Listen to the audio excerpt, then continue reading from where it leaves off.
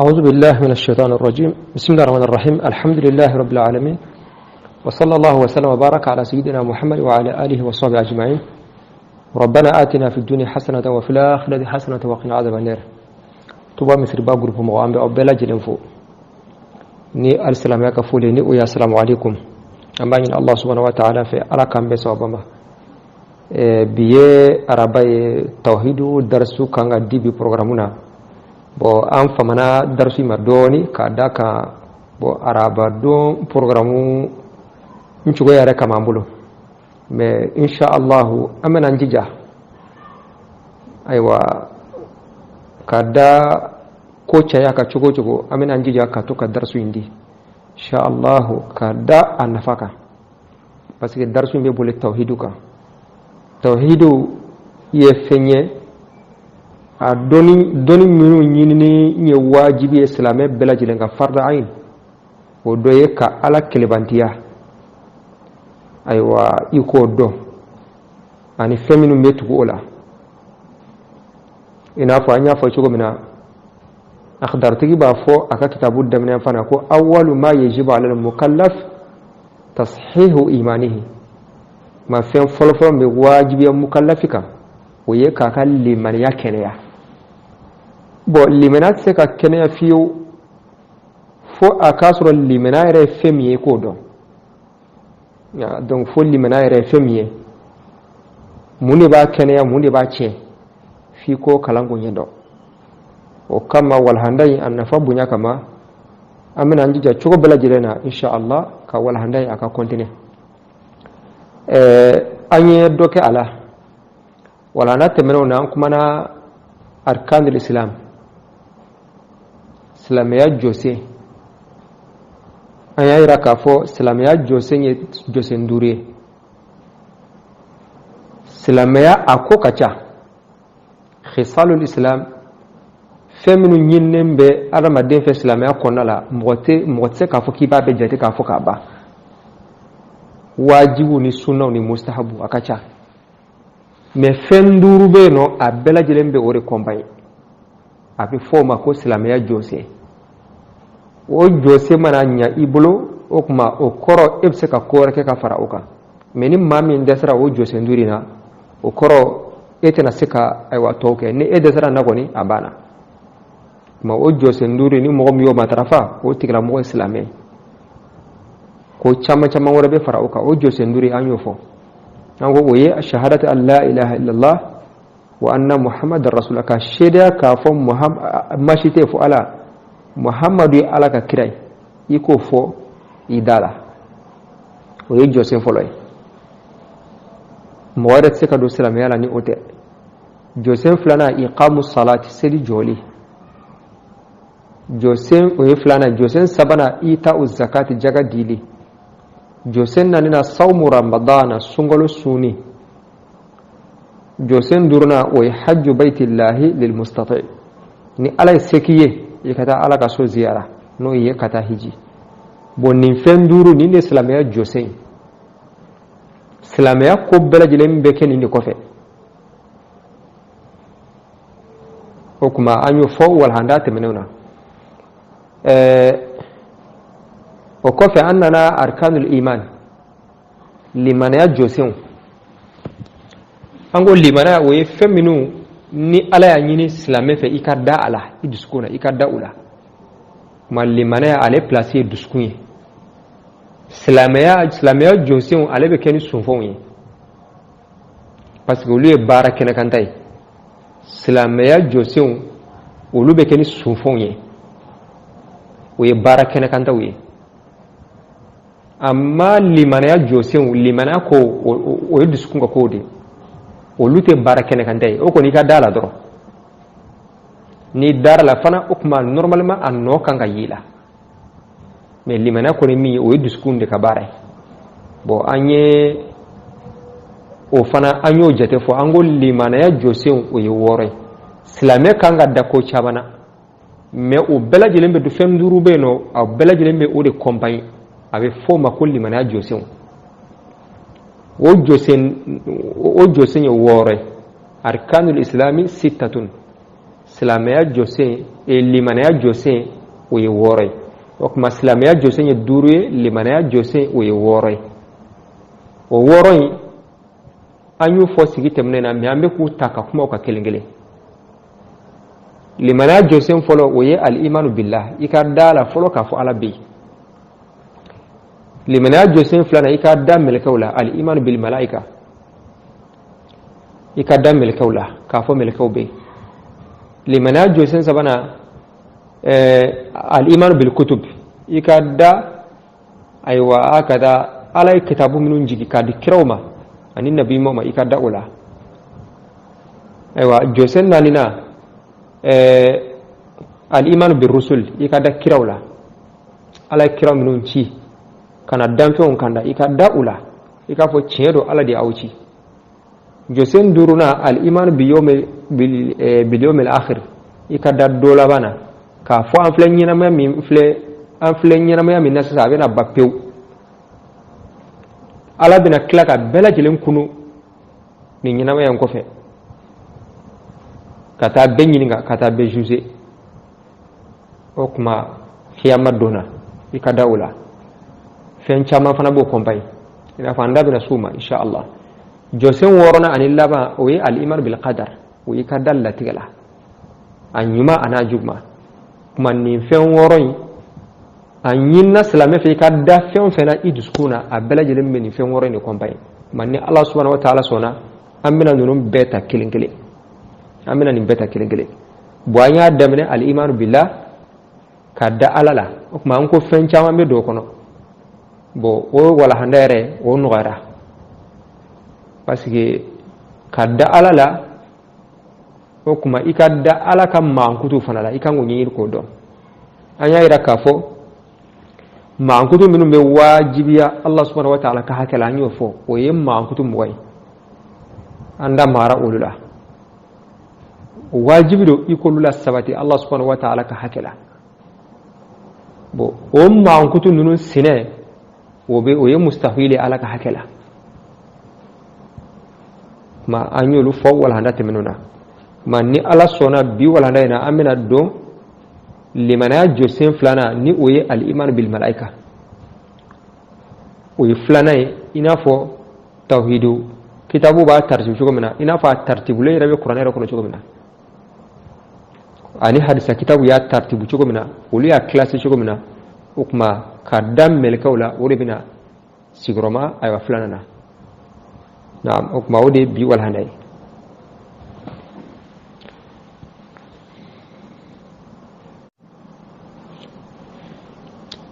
o kuma hukumu kɔnɔna la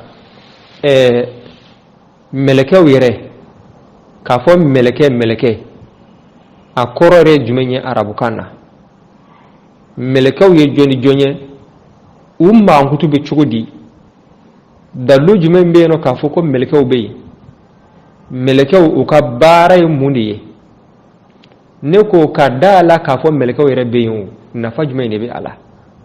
ni ala sɔnna o bɛna kɛ bi sigi ye al-malaikatu jamu malakin mɛlɛkɛw al-malaika o ye a caman ye a kelen o ye malakun ka mimi sigiri fɔni ka lamu fana sigiri fɔni malakun o de ye mɛlɛkɛ parce que nin mot min filɛ nin ye a bɛ taa fɔ sigiyɔrɔma 5 ɲɔgɔnna la sigiri yɛrɛ yɛlɛmacogo kama n'i ye sigiri yɛlɛma dɔrɔn a bɛ kɛ dɔ wɛrɛ kuma n'i ye mimi sigiri kuru ka lamu sigiri koori a bɛ kɛ mulkun o ye fanga ye walillahi mulku samawati wal ard dugukolo ni sankolo fanga ye ala de ta ye kuma n'i ye mimi sigiri koori kuru ka lamu sigiri koori a bɛ kɛ mulkun fanga n'i ye mimi sigiri fɔni ka lamu sigiri bila duguma a bɛ kɛ malikun o ye masakɛ bon n'i ye mimi sigiri bila duguma ka lamu sigiri koori a bɛ kɛ milkun o ye marafɛn mɔgɔ bɛ fɛn min mara u b'a fɔ ma haka milkul yamin hada milki nin ye ne ka marafɛn bi mana n ta don bon dɔwɛrɛ b'a la mais nin de ye ayiwa haka mashhur ye malakun meleke, mulkun fanga, malikun masake, milkun marafe. Okuma sigiri dɔrɔn de b'a bɔ ɲɔgɔn na. O kuma malakun meleke o y'a kelen a jamu ye malaikatun melekew. Bon meleke dɔw ko a bɔra malaku, dɔw ko a bɔra al-uluka cidenya, ko a fɔra melekew ma malakun parce que ciden don. O kuma malaku kɔrɔ bɛ ko ye rasul, dɔw ko mushtaqun min ar-risala, ko malaku bɔra uluku de ar-risala. O kuma malaku kɔrɔ bɛ kɛ o ye o la ko ciden rasul. Way o fana sahalen don parce que melekaw ye cidenw de ye. Ala b'u bila ci la k'a taara danfɛnw ma walima a mana kɛ cogo cogo Ala b'u bila émission kɔnɔ na. Meleka si tɛ ko émission tɛ min bolo. Ma olu ye Ala ka kiraw ye, kɛrɛnkɛrɛnyala minnu bɛ ci ni wahayu ye ka taa di ayiwa danfɛnw ma. Melekaw wal malaikatu alamun ghayru alam al insi wal jin. Melekaw ye danfɛnw do, Ala denw tɛ, Ala denw tɛ, danfɛnw do. Ala y'u da i n'a fɔ a ye danfɛn tɔw da cogo min na, mais adamadenw tɛ, jinɛw tɛ. Adamadenw tɛ, jinɛw tɛ, mais Ala kɔni ka danfɛnw do. A ye adamadenw da cogo min na, a ye melekaw da ten. A ye jinɛw da cogo min na, a ye melekaw da ten. Ma lahumul qudratu ala tashakkuli. Ala kɛlen do ka se d'u ma u bɛ yɛlɛma. Melekaw bɛ se ka yɛlɛma. Ayiwa i n'a fɔ o sabatilen do wa hari Alakira ka sahabaw y'o ye. Jibrila kun bɛ na ani wahayu kun bɛ na ka na di Alakira ma, a b'a yɛrɛ yɛlɛma k'a kɛ adamaden ye. Ma meleka bɛ se ka yɛlɛma, mais meleka tɛ yɛlɛma k'a yɛrɛ bila lahala jugu la. Komi awa jinɛw bɛ yɛlɛma ni lahala jugu ye cogo min na, i n'a fɔ o bɛ na wahana nataw la inshallah. Meleke bɛ yɛlɛma, a b'a yɛrɛ yɛlɛma k'a kɛ adamaden ye, a b'a yɛrɛ yɛlɛma k'a kɛ fɛn ɲuman dɔ ye, mais meleka t'a yɛrɛ yɛlɛma k'a yɛrɛ kɛ fɛn cɛjugu ye. Naam, ma o de ye tashakul ye. Ala ye se d'u ma u bɛ se k'u yɛrɛ yɛlɛma. Jibrila n'a kun bɛ na a kun b'a yɛrɛ yɛlɛma de. Alakira y'a ye a sura yɛrɛ la siɲɛ damadɔ. O man ca, n'o tɛ a na o na a b'a yɛrɛ yɛlɛma k'a kɛ adamaden. Ma melekaw kaman bɛ u la, kaman bɛ u la. Ala y'u da k'u kɛ kamamanfɛnw ye. Melekaw dara mun na? Melekaw khuliqu min nurin, u dara nɔrɔ de la. Adamaden dara bɔgɔ la, o kɔfɛ maniyu. Jinɛw olu dara tasuma la, mais melekaw olu dara nɔrɔ de la. Nɔrɔ gansa, o nɔrɔ yɛrɛ fana Ala y'o da de. K'a fɔ nɔrɔ in tigɛra ka bɔ Ala la. Ala ye nɔrɔ in da ka sɔrɔ ka melekaw fana da ka bɔ o nɔrɔ in na. La yusafuna bi dhukuriyatin wala unusatin. Melekaw tɛ maankutu k'a fɔ cɛw do walima musow do. Melekaw tɛ maankutu k'a fɔ cɛw do walima musow do. Cɛ ni musoya o bɛ adamadenw ni jinɛw de la. Cɛ ni musoya o ye adamaden ani jinɛw. Melekɛ cɛ tɛ, muso tɛ. Wallahu ala kulli shay'in qadir. Melekɛ cɛ tɛ, muso tɛ. Ma'sumuna anil khata. Bon Ala denw fana tɛ, comme jahiliya olu ka aqida la olu kun b'a fɔ ko melekaw ye Ala ka denmuso de ye. O idée de kun b'u la ko melekaw ye Ala denmuso ye. Ala ko jɔn de ye fɔ olu ɲɛna? Melekaw dara olu ɲɛna wa? K'a sɔrɔ olu yɛrɛ tɛ denmuso yɛrɛ fɛ. Olu tɛ denmuso ko la. Arabu jahili ni a muso kun jiginna ni awa denmuso ye, a kun b'i dogo de. A b'i dogo maaw la de. N'a ma se k'a maloya kun, a bɛ taa dingɛ tigɛ k'a don a kɔnɔ. A ɲɛnama. Wa idhal maw'udatu su'ilat. Tuma min na n'u ye den minnu don dugu jukɔrɔ, o ɲɛnama, n'u b'u ɲininka bi ayi zamin qutilat, u fagara ni junubu jumɛn ye? U ye mun de kɛ? U ye mun de kojugu kɛ n'u y'u faga? Jaabi tɛ Ala dɛ. An bagaru ma dɔrɔn an y'u tɔɲɔ. O kuma aw kun tɛ denmuso ko la, denmuso man di aw ye pourquoi awa fo ko melkaw ye ala ka denmuso ye har na ko denjo do o fana man fusa doni aw ko denmuso ka soro denmuso yere man di aw yere o de ala ba fo sa'a ma yahkumun ma melkaw cewte musowte ala deunte ala yuda ina fa idan fen to da cugo mina ma'sumun an khata melkaw tangaleno ka bu khatawma uti ala soso wala ala ko qur'ana kono la ya'suna allah ma amarahum wa yaf'aluna ma yumarun melkaw ti ala soso ala manu bla fen fela obake okuma ala soso bekeni gundo miye ala mo odo melkaw la ala soso bekeni shahwadi no ye kanu walma nindungo o te melkala o be adama de walma jina de la wala olu kera mukallafuna wi yaay okuma shahwa Allah subhanahu wa ta'ala lam yurakkib fil malaika ash-shahwa shahwatu la gharizatu la or kama uluti ala soso wa hum qa'imuna bi wazaifihim allati wukilu biha ala bla bara mina bela jilemi ka barake melekaw ka baraka chaina fo obna nyefe beni ka bara wa ala mana min bla mina ibake automatikiyan la ya'kuluna wala yashrabuna wala yanamun melekaw te dumuninke o te jimi o te snogo parce que ni bela jile gharizatu de kado ni be gharizatu de ni ala do danfe mina ebe lafi ala ka dumuninke o be munde yira o be kongo yira kongo ye ala ka danfe de ye na ya doila aywa minogo ala ka danfe de na ya doila kongo bi mine minogo bi mine snogo re fana bete ghariza donc snogo bi mine mais ni shite melekaw mine ala man shido melekaw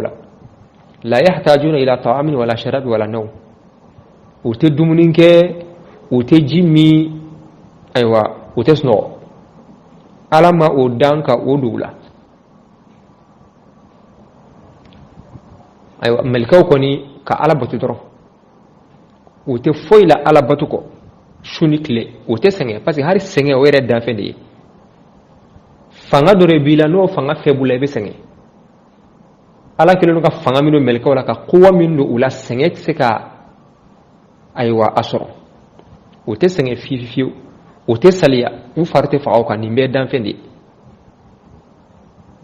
ute senge ute salia u farte faaw ka hukuma ne yemmele ka mangutuye dan fendo ko mi dan fen to dara chugumina ala u da ko ma dan fen to da chugumina mais adama deunte jinawte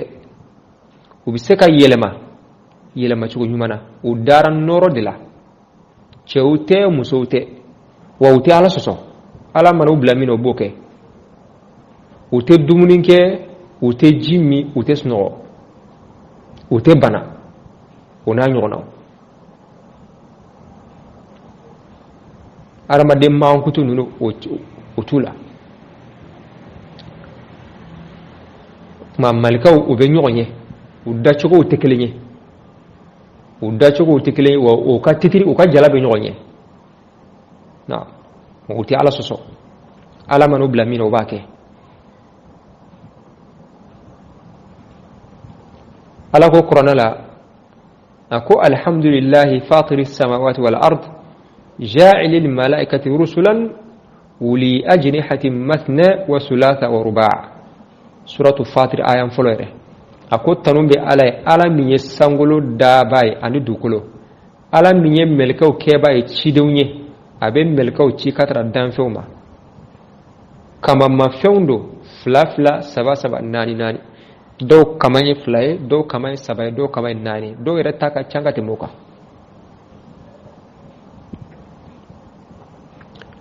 okuma dallu jumeni be ka fo ko melkaw be ambu ke ka bi wal handa kunche dallu mimbe no ka fo melkaw be dallu kacha qur'ana la ani ala kira ka kuma kauna ani kene kanta yere la madallu folo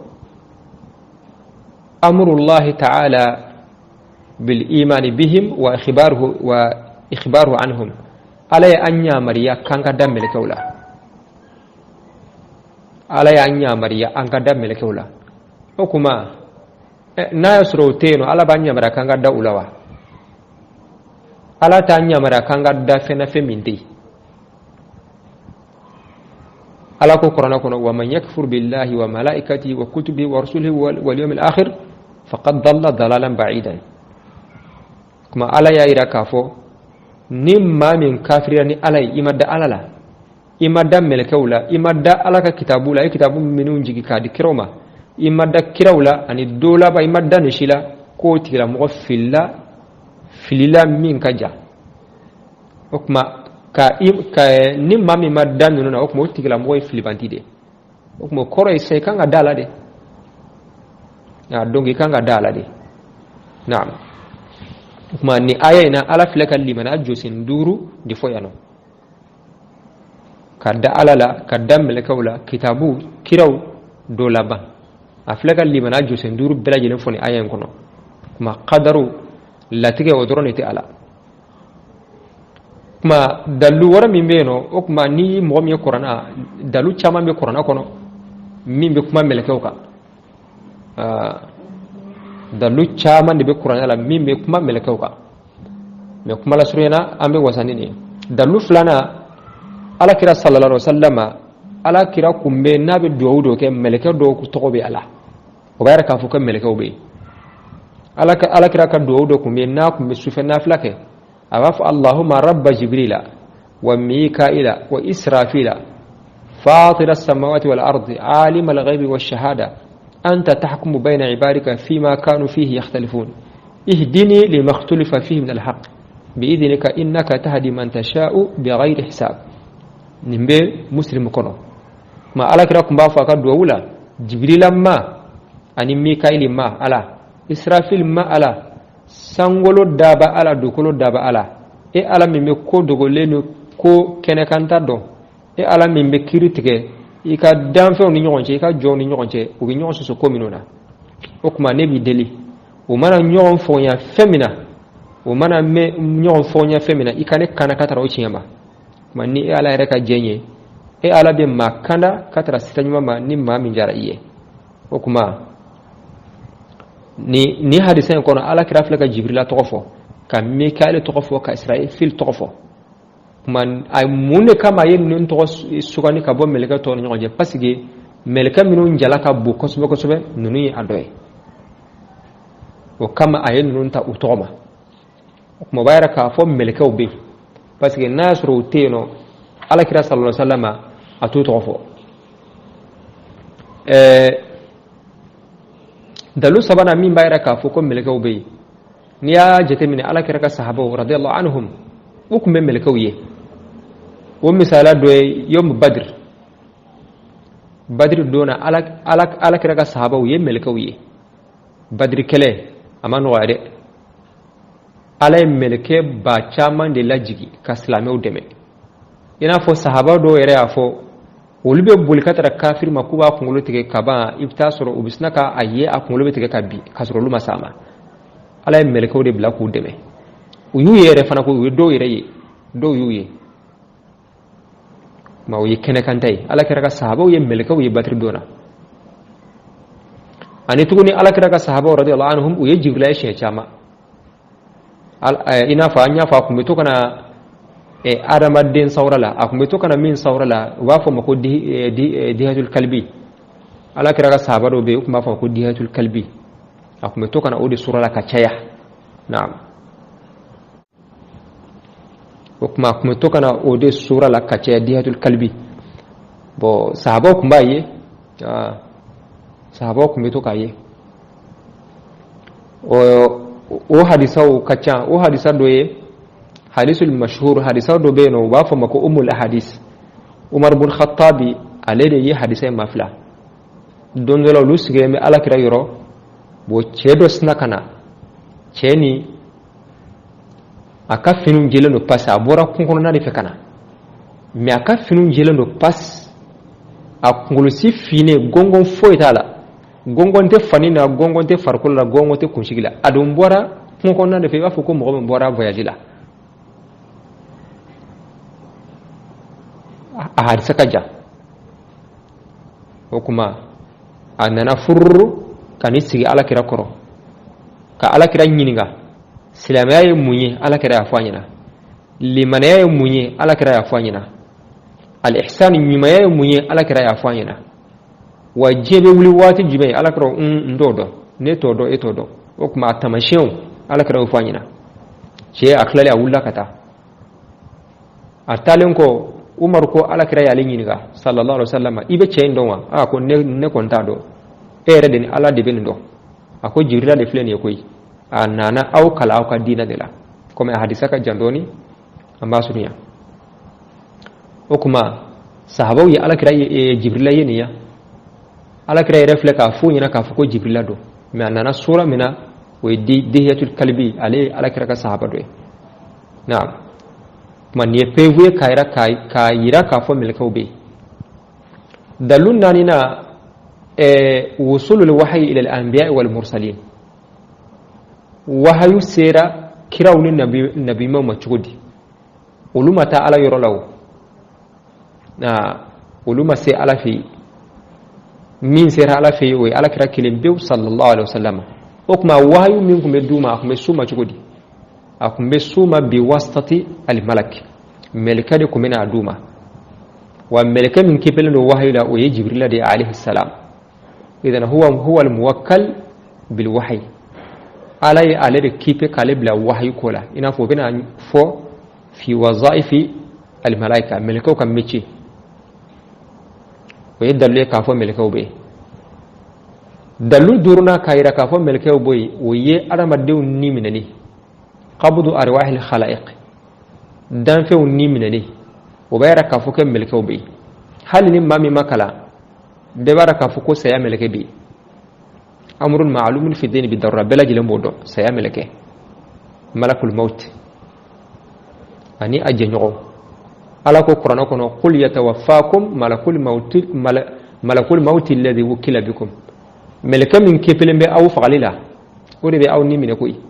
abe be ni mine kerengel anade me bawo mo bayra ka fo ko melke be okuma do bi se ka fo ni melkaw dumbe mune kama an tuye sisa kuma ni fefe fora ni mbela jele nkera kateme me sisa mude kama an tuye o kuma na an tuye an ti dala o jabi ama fo fencha mambe no manifinta yi nyala mi o tayi ka fa ati fencha man chama de be har sisa doni reyo la sabati fencha man chama be ati nyala me o tayra ka fo fendi o doye masalan al jazibiya duhulo ema be duhulo la o sabati lendo har kafir yo la sabati ka fo ema be duhulo la ni e fen flisan fe abe jigi ka bindu ma duhulo ema ne basama hake do beno ni sero ma dro duhulo ema mi ba har avion tigo bo kalama donc o ye al jaw wal ma al fada kito kona la dukulo imam bi sama mais ni o bandro imam bi ba mais o ate yelaw imam inte yela donc hari e fie mi flan fli fie te yelaw akoni lama ali abi yiri lama abi faru gusi ibaro ka foko fie be no te fie te yela mais akoni mbeyo donc fie be o fen chama kumbe folo yere mo ko nda yenyala sina apare di bayi me har fendo be no apare yere to yenyala bo ni fleni joma fo ko ninte ma se ka fo ko ninte me har shini ni e femi amado yasalunaka anir ruh qul ruhu min amri rabbi muhammadu bin nga ni yere mundi a fo ko ni ne alaka kodi wa wudu sakoi ila yawmil qiyamah fo kata jewuli uye ni ko sega ka dese beita fala meni shite ni ate nyala me abe no okma fen te yenyala ani ati olu te nyɔgɔn fan fɛ ma mɛlɛkɛw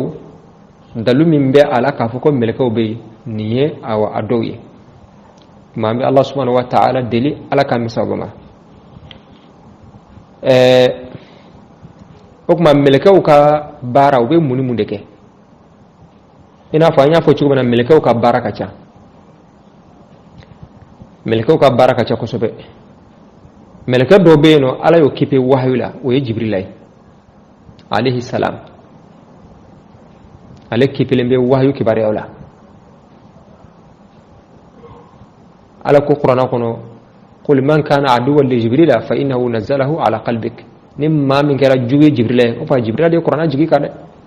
ma jibrila ale de ye kuni wahayu bina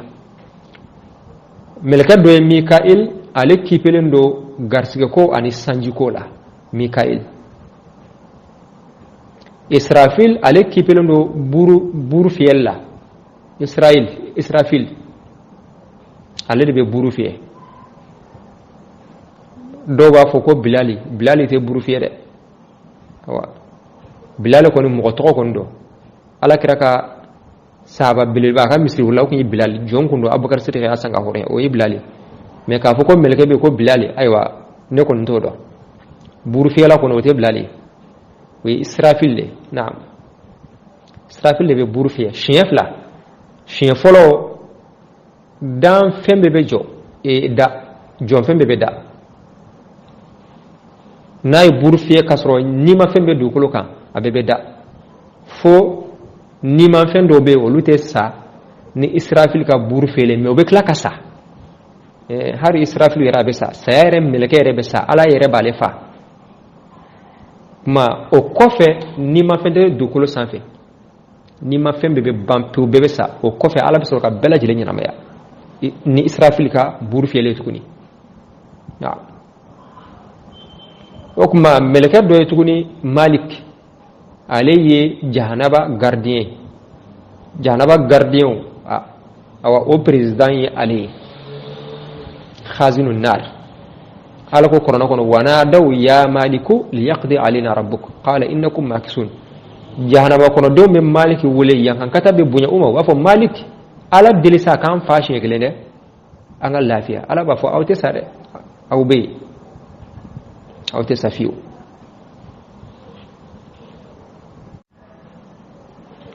hukma melka do ye Erdogan ale ye arjana gardien minun kipelen be arjana fanala ale ye luka president wa fo ma awa haka Erdogan melka do be oluka bara ka danfew ngardi ka aramadew ngardi kan gardi kan tanga ko jugula walima kanga bara nyawni anga bara jugu sebe donc o sigurama fila bebe melka do be olu be kan tanga ibe dakas no ibe wulin tumunte de ko foite de ko mais ni fen sara aya dalen to quelques minutes abena so akor la fara nyamawna ala de be ka tanga donc waye melka o blaula do be olu ban no fe kanga baro sebe melka fla bebe no fe wa fo rigo to raqib atid ala ko qur'ana wa inna alaykum lahafizina kiraman katibina ya'lamuna ma taf'alun tangali kalabe aw nofe malka nyumawdo malka bawdo o be kaw ka fem bela jilen sebe wa we fem fe ko ba bela jilen kalama ma ala adama denga ko bela jilen yida ulula ibe fem fe ko ba kalama o ba sebe la haradona wori gafe beta di ima nimin ta dirani kinin tagay alhamdulillah rabbil alamin ala ka an ka gafo di amani an kinin tagay allahumma yammin kitabana wa yassir hisabana man nimin ta dira ikinin imani kinin tagay o kuma o tigala mo ka seges kalibe noya nimin ta dira ni numan tagay wal yazu billah ay barabi bulore malakan kishi kantanga melka dobe abe fuma ko hamalatul arsh melka dobe ulube larishi uluki pelme larishi la wa yahmilu arsha rabbika fawqahum yawma in thamaniya ala larishi da korta ka fuka magobala larishi be ko mi pali komi pale be président bolo cogo min na pale ala fana ka pale be mais a kɔrɔtɛ k'a fɔ ko ala mago be ala be ninnu kɛlen k'a ka fanga yira k'a ka pouvoir yira laarisi ɲɔgɔn danfɛn tɛ bonya la laarisi de ka bon ka tɛmɛ danfɛn bɛɛ lajɛlen kan komi kursi yɛrɛ fana ala ka danfɛn dɔ ye kursi a fana ka bon mais a tɛ jɔ laarisi kɔrɔ ala kira ko n'i ye dugukolo ta k'a bila kursi la k'a bɛ ko komi n'i ye bɛlɛkisɛ ta k'a fili kungokolon kɔnɔ kungokolon yɛrɛ ka bon e ka bɛlɛkisɛ ta k'a fili ka du kɛnɛ cɛma sisan est ce que a jɔyɔrɔ b'a la wa ko n'i ye kursi ta k'a bila dugukolo ta k'a bila kursi la k'a bɛ kɛ ten de wa ko n'i ye kursi fana ta k'a bila laarisi kɔnɔ ko o fana bɛ kɛ ten o tuma laarisi bonya ala yɛrɛ de b'a dan dɔn hari mɛlɛkɛ ma deli ka laarisi dan ye o tɛ yen bon n'a fɔra ko nin danfɛn belebeleba in min ka bon ka tɛmɛ danfɛn bɛɛ lajɛlen kan ko ala de b'o ala ka sayitara b'o kan ala ka fanga bɛ o sanfɛ o maraba ye ala de ye o tuma o kɔni ala ka fanga dan tɛ ala tuma ala ye laarisi da kɔrɔ tɛ k'a fɔ ko ala bɛ taa loger ko ala bɛ taa baara kɛ i n'a fɔ président bɛ taa loger palais la cogo min na ka baara kɛ cogo min na la ala mago tɛ place la ala mago tɛ laarisi la ala y'a da kɔni ka bonya de yira mais o kɔrɔ tɛ k'a fɔ ko ala mago b'a la tuma mɛlɛkɛ dɔw bɛ yen olu kipelen bɛ laarisi la mɛlɛkɛ dɔw bɛ yen nɔ olu kipelen bɛ kaburu lanzabako la fitnatul kabur o ye munkir ani akada munkar nakir donc munkar nakir olu kipelen bɛ kaburu lanzabako la comme mɛlɛkɛ dɔw fana bɛ yen olu kipelen bɛ aywa ni maa min arjɛn kɔnɔ den ye olu bɛ bonya haka kaburu kɔnɔ ka nɛma ala ka nɛma las'i ma ma mɛlɛkɛ kɔnɔ a ka ca dɛ mɛlɛkɛ ka ca wa ma ya'lamu junuda rabbika illa hu maa si tɛ mɛlɛkɛ da dɔn k'a fɔ mɛlɛkɛ hakɛ nin de ye ala yɛrɛ de b'o dɔn u ka ca wa bɛɛ n'i ka baara bɛɛ n'i ka place mɛlɛkɛ dɔw bɛ yen kabi ala k'olu da olu bɛ Allahu akbar fɔ de la u tɛ dɔwɛrɛ dɔn o kɔ mɛlɛkɛ dɔw bɛ yen kabi ala k'olu da olu bɛ subhanallah fɔ de la u tɛ dɔwɛrɛ dɔn o kɔ mɛlɛkɛ dɔw bɛ yen kabi ala k'olu da olu bɛ ayiwa alhamdulillah fɔ de la u tɛ dɔwɛrɛ dɔn o kɔ bɛɛ n'i ta dɔw bɛ kabi ala k'u da u jɔlen don ala ye ka gararabu bila ala ye dɔw bɛ kabi ala k'u da olu bɛ rukuyi la dɔw bɛ kabi ala k'u da olu bɛ sujudi la u tɛ sɛgɛn u tɛ saliya u fari tɛ faga o kan wa hakata bɛɛ lajɛlen de ka baara don k'a yira k'a fɔ mɛlɛkɛ ka ca baitul ma'mur o ye so min bɛ sanfɛ ni mɛlɛkɛw b'a tawafu i n'a fɔ an bɛ alikaba tawafu dugukolo sanfɛ cogo min na an bɛ ka olu de ladigɛ fi kulli yawmin yatufu bihi 70,000 malakin summa la ya'udun dongo don mɛlɛkɛ ba 70 de bɛ baitul ma'mur munumunu n'olu taara olu tɛ segin bilen a diga ɲi tan yɛrɛ wujunu worona di ko ta soko tagasageni kumbani di an mɔkɛ dɔ ye al-isra wal mi'raj sana yala qasida ya da marakana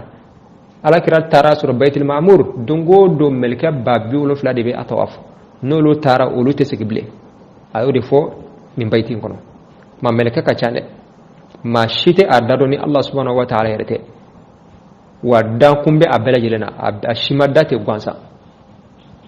kuma ala kambe sabama o kuma ni darsul laba o ye sisa ka da melka wera la nafa jumen be ala nafa caman b'a la bon bakurunba fɔla ka da melka wula o ye i dara ko dogolen na al-imanu bil ghaib bon mɔgɔ minnu bɛ da ko dogolen na olu de ye muminaw ye parce que an filɛ ka fɛn fɛn fɔ limaniya jɔsenw a bɛɛ lajɛlen ko dogolen de o kuma ka da ko dogolen na o ye silamɛya kɔnɔfɛn belebeleba ye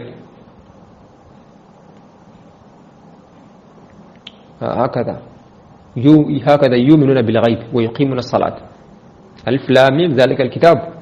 هدى للمتقين الذين يؤمنون بالغيب ويقيمون الصلاة على قرآن لا ومؤمن بكسي ما كان لهم قرآن أبيك كان ما من بسر على ويجوني ما من بدا كود لنا ما كدا كود لنا من عقيدة المؤمن ويسلمك لمنيا سلامك حكلنا لا بالبلبادوي مو بك سابو يفنا كلا كشي ما مدى كل لنا اتسكا كسلامي mama mada ko dugule na itsa ke islame sika ke mu'mine ma ni dara ko dugule una ala ko anga da ko dugule no ni dara ula o be ka sabuye kila keshi kiyama dona ki kisi jahanama ma kila do arjana kono o ye anafa doy kadam mele kawla anafa fulana al istiqamatu ala awamirillah kadam mele kawla be ka sabuye ki deme ibe ala kan nyamara kan labbatu akwai kamin kai bo kai abi akwai kamin to ibo to basi kadaka ni mami nya do kafo meleko be ki kolosh ok may be sameda ere baro titi meleko nyebile be ka fen feke meleko nyebila wa odo fana koy donc ibe maloya ibe ala sosé ka toy ani tuni meleko o ti ala soso okuma ni dara meleko la o be ka sabu ibe meleko la dige har nasu do te meleke amana ke chugo be porgo to koni maybe jija ka ala sosé ka toy ma o be ka anafa do okuma nafa wore mimbe ala o ye ka dam meleke wala be ka sabuye ibe sabali ala batu kelika parce que ni ya don ka fo ala fleka ni meleke minu ndani ala yu dabbatu de kama o te senge o te saliya o te ala soso misqala zarra okuma ni dara meleke wala akanga ika meleke ninu la dige har ni make meleke iku la dige ala batu ka gelen ninka me ibe sabali donc ibe sabali ala batu ka gelene me ibe sabali akelika okuma kadam meleke wala nafa chamba bala ni adoy yambe Allah subhanahu wa ta'ala deli ala kambe sabama mambe bitablano insha Allah ninku nye limana josin flane folo we kadda alala ko minum bo kompaya nyofo flana kadda meleke wala okuma sabana ni ala sona we kadda aywa kitabula ko benake wala nanatay mawdu insha Allah اللهم صل على سيدنا محمد وعلى ال سيدنا محمد وسلم على كان دسكون نورني لمنا نوري